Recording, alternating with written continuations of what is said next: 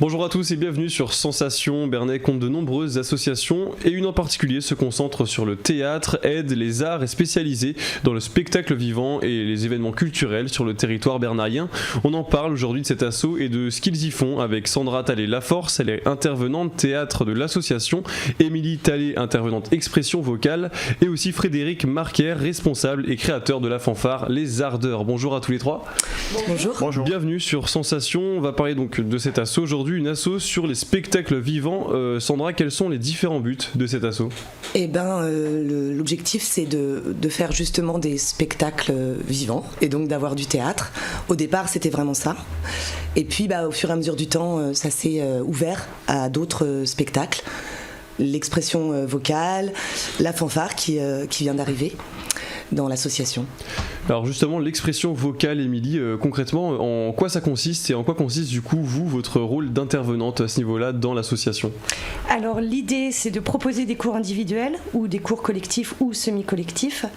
L'expression vocale, c'est, comprendre le fonctionnement de la voix, trouver un geste vocal conscient et confortable, favoriser surtout l'expressivité et pouvoir être à l'aise tout simplement dans l'utilisation de sa voix. La référence, c'est une technique vocale classique qui va nous permettre de comprendre comment fonctionne l'instrument et du coup de trouver des sensations justes et confortables.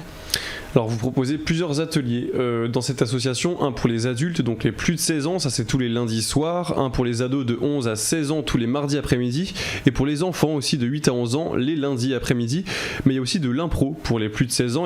Alors ça c'est un jeudi sur deux. Ça c'est la partie théâtre. Ouais, c'est la partie théâtre, mais il y a beaucoup d'autres choses à côté de tout ça. Est-ce que c'est important justement de diversifier l'offre dans une association comme celle-ci ?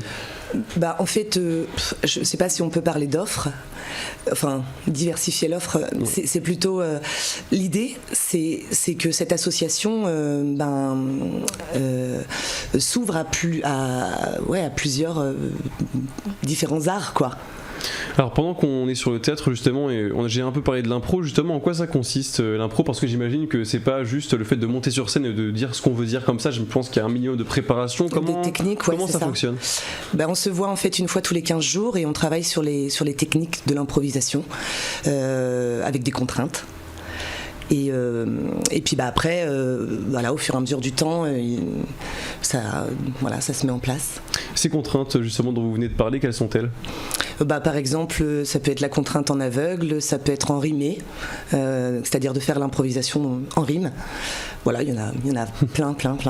Tout était fait en fait pour compliquer la tâche. C'est ça, puis des petits pièges, et puis évidemment entre eux, puisqu'ils commencent à se connaître, après ils se piègent entre eux et tout. Voilà. Alors donc c'est diversifié, ça se diversifie encore, et vous ne vous contentez pas du tout du théâtre finalement. Frédéric, vous êtes donc le créateur de la fanfare Les Ardeurs. Comment s'est fait le rapprochement justement entre vous et cet assaut au niveau de la musique ? Alors le rapprochement il s'est fait tout simplement parce que Jean-Michel, donc le mari de Sandra, fait partie en fait des musiciens que je connais depuis des années. On s'est dit ça serait bien de pouvoir monter une fanfare sur le territoire puisqu'il n'y en a plus depuis plus d'une dizaine d'années et on sentait que c'était un manque. Donc on a essayé de rassembler quelques copains et on s'est dit tiens on y va, et on a monté ça fin octobre et là on a déjà fait 7-8 dates en fait donc sur le territoire et puis ça on en a d'autres qui arrivent petit à petit et plus on est visible et plus on nous demande, donc c'est plutôt cool. En quoi elle consiste cette fanfare finalement ? Alors cette fanfare en fait elle consiste en fait principalement à rendre la musique aussi attractive pour les enfants en fait, parce que je pense que c'est ce qu'on avait avant en fait. Il y avait beaucoup d'enfants, de personnes qui faisaient de la musique par le biais des fanfares. Donc nous on a une fanfare qui est plutôt axée sur des styles bien spécifiques, plutôt jazz rock, un peu latine, un peu de musique un peu pop en fait, de façon à ce que tout le monde s'y retrouve. C'est pas uniquement axé sur un style bien précis, pour sensibiliser les plus jeunes en fait à la musique et puis aller vers des publics qui n'ont pas l'occasion d'aller à des concerts, des choses comme ça. Alors Alors vous l'avez dit, c'est un peu une bande d'amis, un saxophoniste, trompettiste, percussionniste, etc. Vous, quel est votre instrument, votre rôle dans cette fanfare ? Mon rôle, en fait, il est le rôle de meneur. Non, en fait, je suis saxophoniste moi, dans l'ensemble. Et du coup, vous, au niveau des répertoires, ça se contente justement de jazz, rock, etc. Ce que vous avez dit, ou il y a d'autres choses, vous essayez aussi de diversifier au maximum à ce niveau-là ?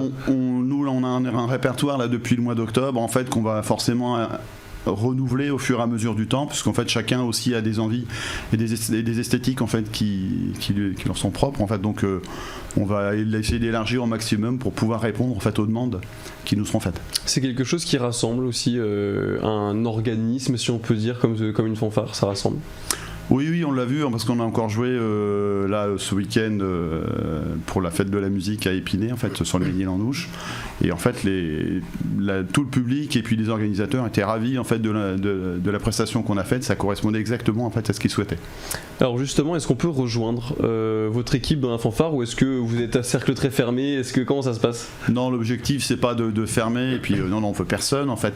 Après, c'est vrai qu'il y a quelques exigences, donc parce que les morceaux qu'on joue sont quand même d'un certain niveau. Après, les personnes qui veulent venir essayer, au contraire.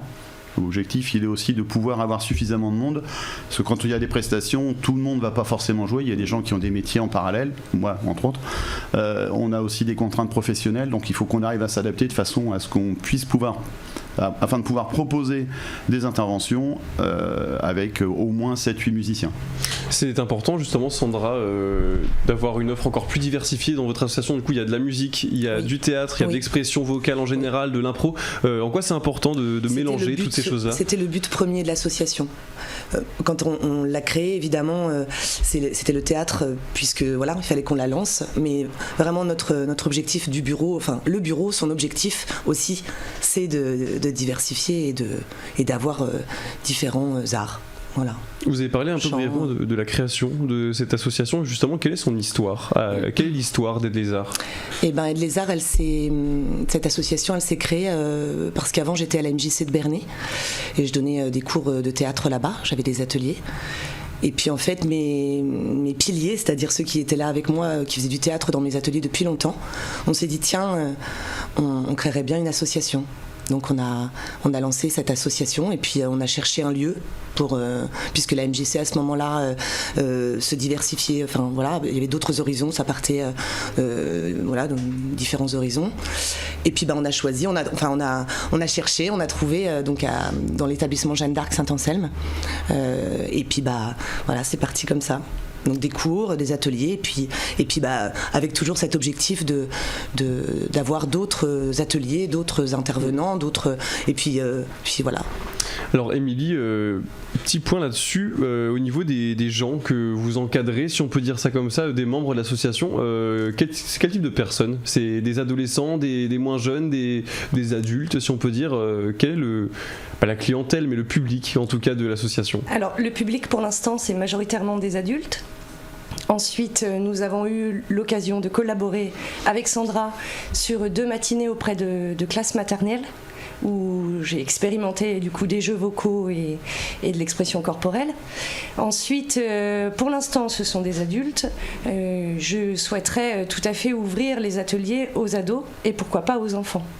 Pour les enfants, j'imagine beaucoup plus des cours semi-collectifs. Voilà, pas de prendre l'enfant seul, mais d'être vraiment dans cette notion de partage, d'écoute et d'être ensemble et de faire ensemble. Avec votre rôle dans l'association, justement, est-ce que donc, il y a d'un côté le fonctionnement de l'asso avec l'expression vocale, etc., mais est-ce que dans l'autre côté, ça peut servir dans la vie de tous les jours, ce que vous enseignez ? Alors, je pense que toutes les pratiques artistiques servent dans la vie de tous les jours. Voilà. Après, particulièrement avec la voix, nous avons la nécessité de prendre conscience du corps et de la respiration, mais en fait, c'est inhérent à l'art en général, en fait. Voilà.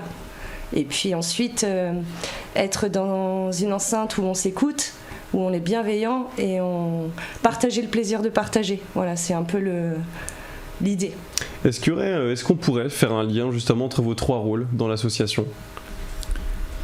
C'est dans les tuyaux, on va dire, puisque on va essayer de mettre en lien donc le théâtre et le chant et puis donc la fanfare pour annoncer un événement, on va le dire, qui devrait avoir lieu le 2 octobre, en fait, le festival Fanfaronneur, donc il sera sur Brionne, donc on essaiera de revenir. Ça sera l'occasion de revenir en parler. Merci beaucoup à tous les trois d'avoir été avec nous. Je rappelle votre site internet si on peut vous rejoindre ou quoi, donc c'est aide-les-arts.fr.